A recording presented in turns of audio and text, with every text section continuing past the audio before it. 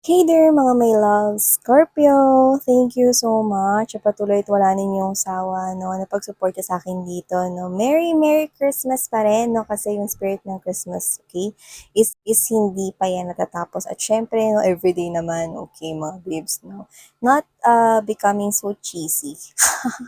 Pero everyday naman, no, is Christmas, no, yung feels na dapat nating maramdaman. No? It's sharing the love, sharing the gift, sharing the blessings, okay? Sharing yourself, okay?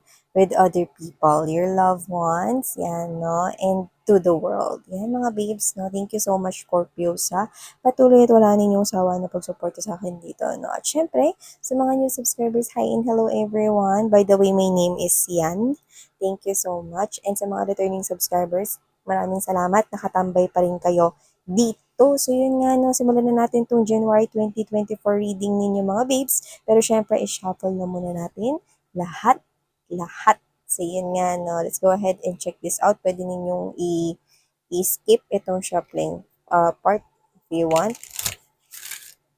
This is for January 2024. This is for Scorpio. Wala tayong gender here. Babae, lalaki, LGBT, cross-watchers. You can flip roles if you want. And of course, this is timeless as well. So, this is for Scorpio. January 2023. Can you please show me? Scorpio, nakikita kong maliliwanagan ka dito sa isang bagay na matagal mo nang iniisip or something's bothering you or walang klaro or parang hindi klaro sa'yo. Nakikita ko na magiging klaro na yan. Finally. Ayan.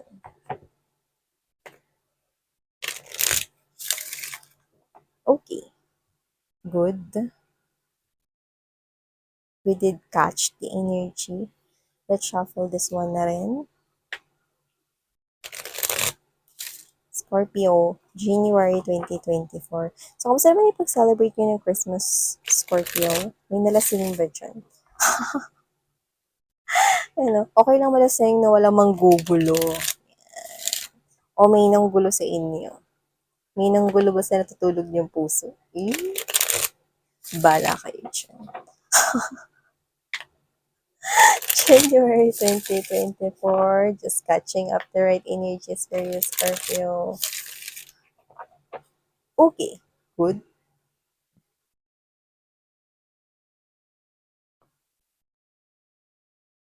What else the Scorpio needs to know? Thank you so much, Person Angel Guides, Archangel Michael, for being present here in this reading. This is for my dear Scorpio people. My beautiful Scorpions right here. Scorpio.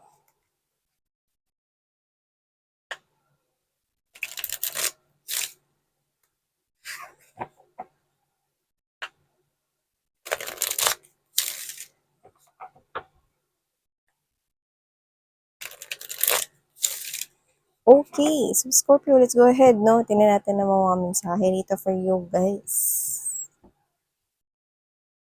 So Scorpio, you do have here the success right off the bat. We have here success with exclamation point. So ibig sabihin, no, meron ditong tagumpay, no, na maaaring mapatalon kayo sa tuwa, no? Parang pwede na kayong kunan rito ng jump shot, no? Kasi you're gonna shout here or parang gusto mo ritong lumundag or sumigaw sa tuwa. May ma-achieve ka dyan. Ang bongga, no? Ganda yan kasi panimula ng taon. And also, you have here this no need to worry. So, it's a guaranteed message coming from your angel spirits, guides, guardians, ancestors right here, departed loved ones na patuloy pa rin kayong ginagabayan. No, no need to worry daw kasi success is coming. Or something here will be successful or will go into your favor, Scorpio. And yeah, I also have here this abundance.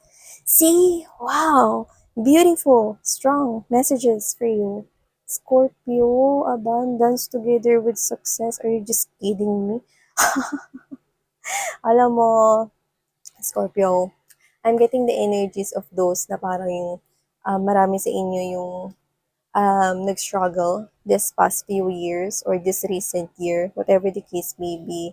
Your angels and spirit guides, the universe, no, is guaranteeing na wala ka nang dapat ipag-alala ngayon kasi magbabago ang sitwasyon mo. Abundance, no? Kasaganahan, biyaya, no? Tagumpay, no? Ang nakikita kong mapapasa kamay or makakamit nyo here. India, look at that! Yung sinasabi ko, recovery. Ano bang pakiramdam na nagre-recover? Parang pakiramdam nyo lumalakas kayo, nagiging positibo kayo. Ano, nadadagdagan ng confidence kayo sa sarili ninyo. Yeah, you're really recovering. At tingnan mo, ikaw yan, no? At tingnan mo yung nasa likod mo, no? Those are the silhouette, no? Yung light na yan, no? Kung nakikita nyo ba dyan? Ayan, no?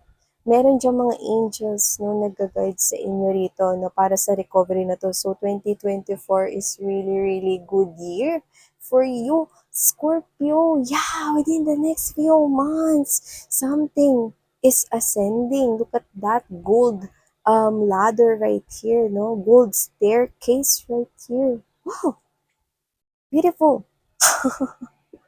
I like it. No, meron talagang recovery rito, lalo na yung mga ko-consider dyan na parang nag-suffer sila, no, with the previous years. It's changing, Scorpio, nakita natin yan. Okay, latagnan muna natin lahat para makita natin, no?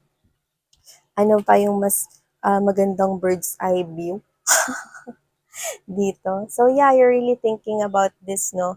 Yan, no? We have here the no need to worry plus there's stress. So, ibig sabihin, no? Meron ka talaga dito pinoproblema about this thing, but I'm seeing it going away. So, your angels are telling you na huwag ka masyadong mag-overthink, Scorpio, because we've got this. Yan. So, meron kang backup rito, okay? Si universe at ang mga squad ng angels dito. So, everything will be okay. See? After getting stress, yan, no? Everything will be okay. At sa atin, di ba kapag ganito, ano ibig sabihin nito? Money. Yan, no? So, ibig sabihin, okay, pwedeng yung kinai-stressan ng iba sa inyo, no? Marami general message ito, no? Maraming sitwasyon ko yung kinai-stressan. Pero pwedeng pera yung karamihan sa inyo na kinai-stressan ninyo. Everything will be okay right here, okay? Sana yeah. So, whatever the case may be, everything will be okay. Everything will be fine right here. And yeah, your life is changing. That's what I'm sensing. And yes, confidence, readiness. You're now ready right here, okay, to do more, na makakuha pa to receive more. Yan, no? You're being prepared here. Yan, no? Tignan mo yung tsura mo dyan. Ready na yarn. Yan, no? Nakita mo ba yung number 44 dun sa taas? So, you could be seeing a lot of 444. Ano ibig sabihin yan, Miss Yan?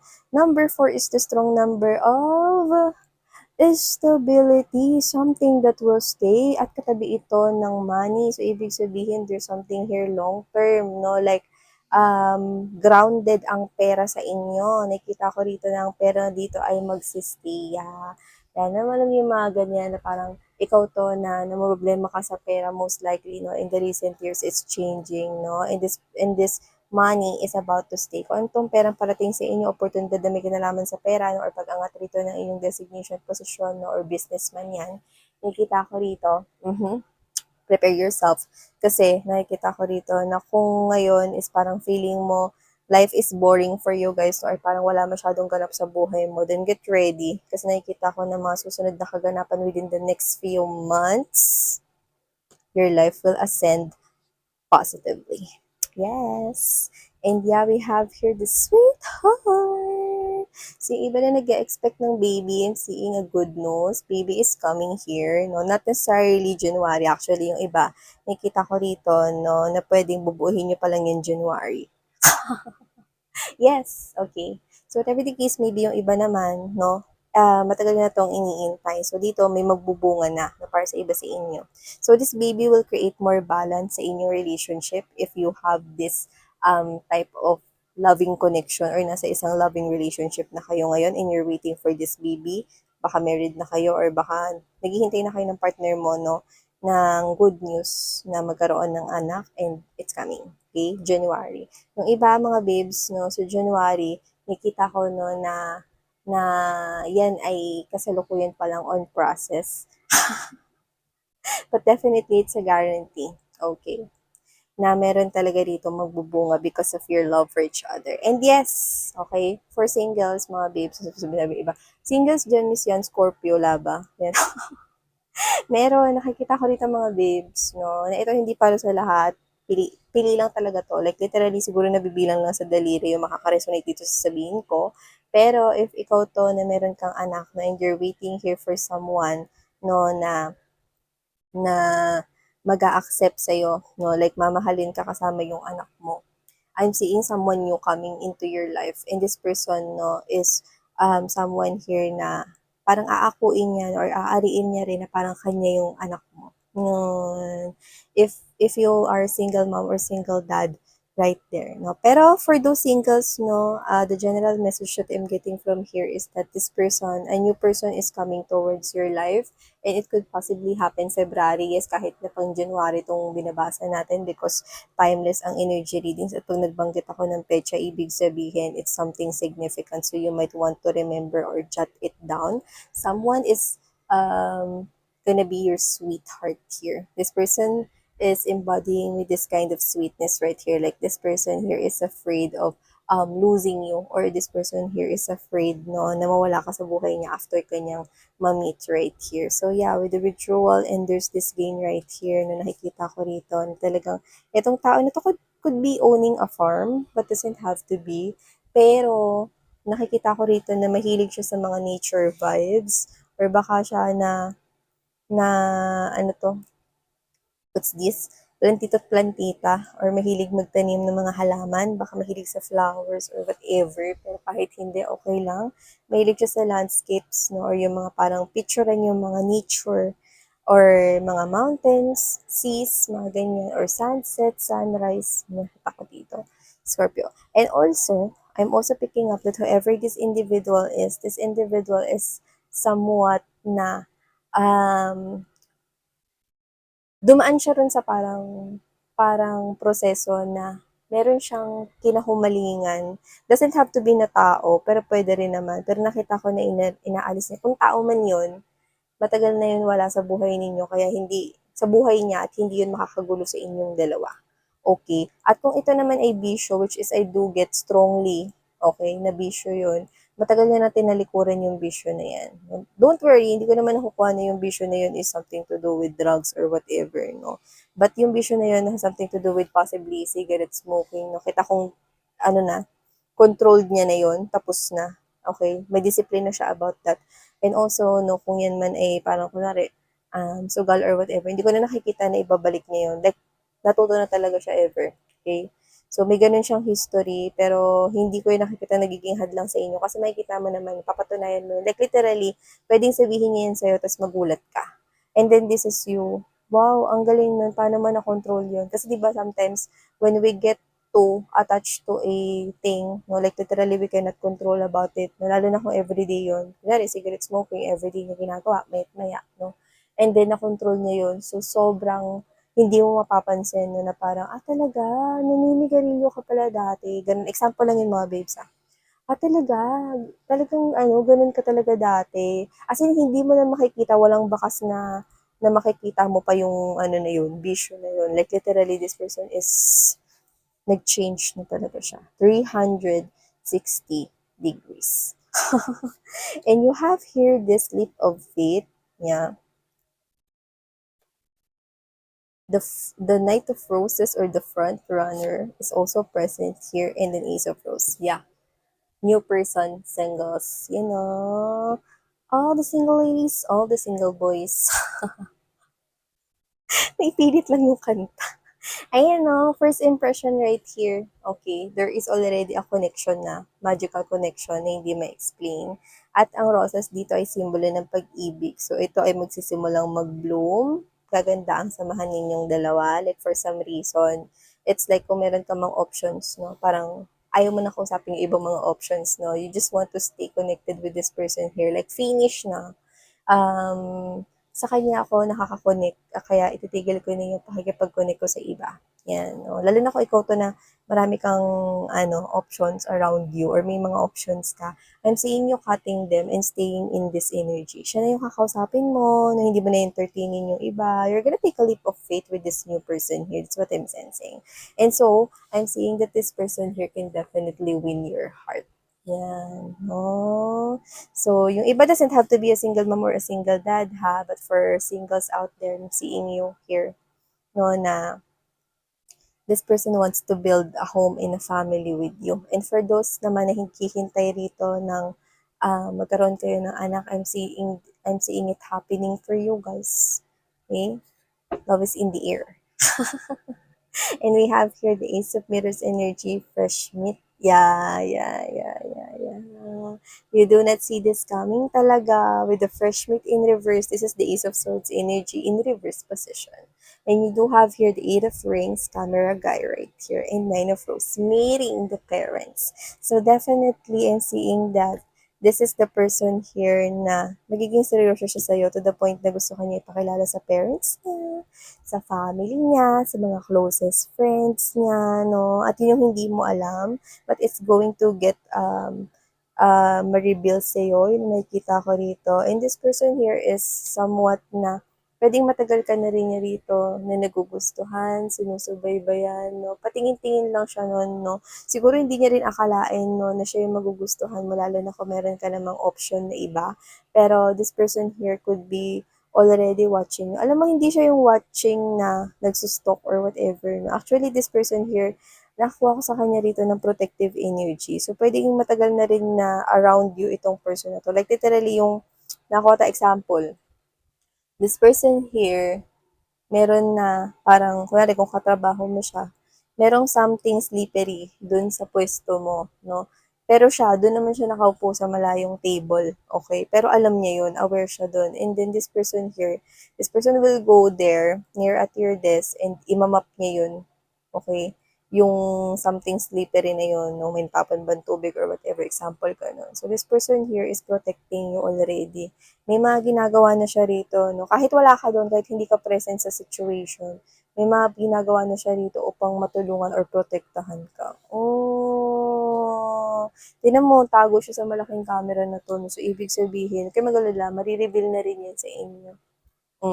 Yan. So, this person serious sa inyo. See, we have here the meeting the parents. And also, I'm picking up right here na someone here, may makakadiscover rito. Yan. Meron ditong another energy. May makakadiscover rito, mga babes, no? Na si Scorpio is iba sa lahat. This is another energy. Okay? Si Scorpio ay iba sa lahat. Parang may halong pagkadismaya yung nakuha ko rin Scorpio. So, ibig sabihin, I'm seeing someone here, alam mo yung parang ano to, tawag ito? Peace offering, yun. Peace offering. This another energy right here, no, is pwedeng maghanap siya ng peace offering. Pwedeng cake yun, pwedeng pagkain na paborito mo, no. And someone here is parang nare-realize or nadi-discover niya rito, no. Medyo slow yung pagka-discover niya kasi nakita ko siyang namuhay sa, hindi karangyaan, pero nakita ko siyang namuhay sa mga bagay na parang temporary happiness lang. So, doesn't have to be na ex nyo lang yon, pero pwede rin naman na kahit sino. Pero, nakita ko rito na nagkaroon rito ng parang disconnection sa inyong dalawa. Disconnection of emotions, no? Yan. Parang disconnection ng tubig lang, no? May nilad ba yan or Manila water? Pero nakikita ko na gusto niya ulit, no, na connect sa'yo rito. So, this person here could be discovering na ikaw ay iba sa lahat, Scorpio. Pero yun nga, no, peace offering is something here na iniisip niya. Which is, I do get right here na pwedeng favorite food mo yung bilhin niya o favorite drinks. Basta favorite mo. Okay? Pero mas nakukuha ko yung favorite mo na nakakain or naiinom. Yun yung nakukuha ko here. So, pwedeng favorite coffee, ganyan, or favorite milk tea flavor, favorite drinks, yan. Or baka this person could be thinking na mag-usap kayo sa isang favorite restaurant mo. Yan. So whatever the case may be, I'm also picking up that when it comes to your work naman, there is definitely right here happening in your money. May opportunity kasi ako rito nakukuha na magdadagdag ng confidence sa'yo. And the universe right here might show this to you pwedeng January or February this 2024. And it will make your life literally feel okay. Yeah, like literally feel okay. Alright, no? Like literally you're starting here na parang stable and then you suddenly goes up like it's something here na nag-a-ascend, okay? At hindi yan basta stairs lang, no? Gold stairs yan, mahal yan, no? Gold staircase yan, no? Stairway yan, no? Hindi yan papunta dun sa liwanag na alam nating lahat. Kundi papunta yan sa kaliwanagan, no, ng buhay. Okay, magandang buhay na naghihintay sa'yo. Tingnan mo, you can be able to receive this, okay? Within the next few months, yung nakikita natin, okay? Pero pwede ninyong ma-receive, no, ng shorter within the few weeks. And your angels are telling you na pwede mo yung pabilisin ang pagdating sa'yo. Pwede mo daw gawin yan na within the next few weeks na ma-receive, okay? Kung ano man tong mga good things na to. Ibig sabihin, the clue right here is that think positive and okay, feel na deserve mo itong bagay na to. Yun yun.